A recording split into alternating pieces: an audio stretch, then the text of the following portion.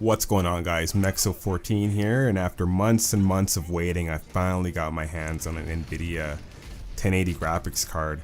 I was waiting for the EVGA for the Win Edition to come in stock, and in Canada, the for the Win Edition is around 900 bucks, which I think is pretty ridiculous to be spending that kind of money on a graphics card. So I was previously using SLI 680s, which only had 2 gigs of RAM, so they no longer had enough memory to run high quality textures. And I knew I could have got by with a 1070, but I figured, I'm making YouTube videos now and I want to get something powerful so I wouldn't have to upgrade for a few years. So what I really wanted to talk about in this video today is being responsible with your money. I mean, if you're gonna go out and buy a 1080 but you can't pay your rent, I don't think that's the smartest thing to do. I know when I was in my late teens, early 20s, I wasn't the most responsible guy with money. Back then I was really into guitars, and I was always buying a new guitar or a bunch of pedals or some kind of crap.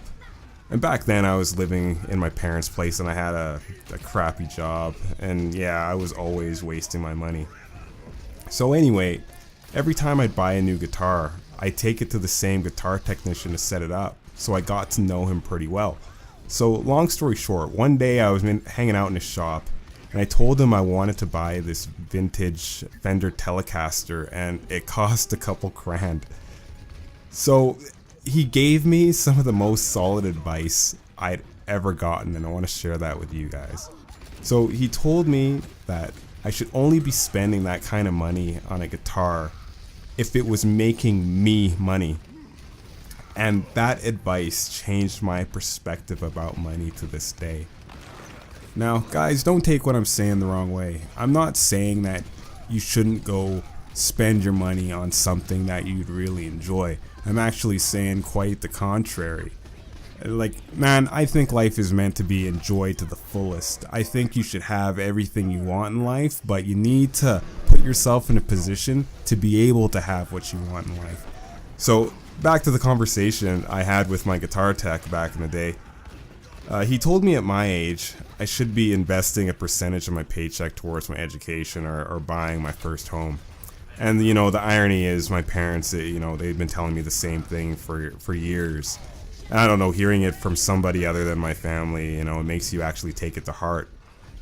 So anyway, in Canada we have something called the first time home buyer's loan, where you could take out a portion of your RRSPs, or I guess if you're American, for my American viewers, that's the same thing as a 401k. So anyway, you have 15 years to repay this loan, so to speak, back into your RRSPs if you withdraw it. So I was maybe 18 or 19 when I set up my RRSP, and I started investing monthly in mutual funds because I didn't know anything about the stock market at the time. And it's funny, actually, a couple of my buddies, they went on to become equity traders, so I've learned quite a bit about the stock market through them, but that's a story for another video. Anyway, by the time I bought my first home, I had enough in my RRSP saved up that I was able to withdraw for this loan. And I was only able to achieve that goal because I stopped spending all my money like I was some kind of rich kid. And I lived within my means instead. Which meant, I couldn't go buy $1,000 guitars. So to bring this video full circle, I guess the point is, I sacrificed back then to allow myself to be in a better financial situation in the future. So I'm not telling this story to tell you younger guys to live like a peasant or anything like that. I'm just saying to start thinking about your financial future at a young age and actually take some action, because you'll be in a far better place in the future and you'll have developed some solid financial habits. So, when you want to get that 1080 graphics card, it won't be a huge blow to your bank account. I mean, you need to start with a strong foundation. I personally know dudes who are in their 30s making 6-figure salaries and still saving up for a down payment for a home, simply because they never learned to save their money, but yet they're rolling around in BMWs and buying all kinds of shit, but really are broke ass at the end of the day. So, I've been saving for a new graphics card for the past 2 years, so I already had the money put aside.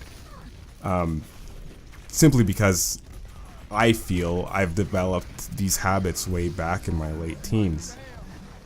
And actually, there's a really great book to read regarding financial habits. It's called The Millionaire Next Door by Thomas Stanley and William Danko. I believe those are the authors' names. I'll link the book down below.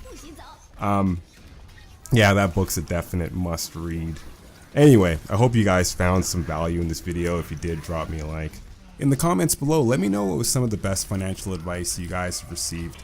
I guess also on the flip side of that, let me know what were some of your more financially unsound decisions that you guys have made. Anyway, thanks for watching, guys. Peace out.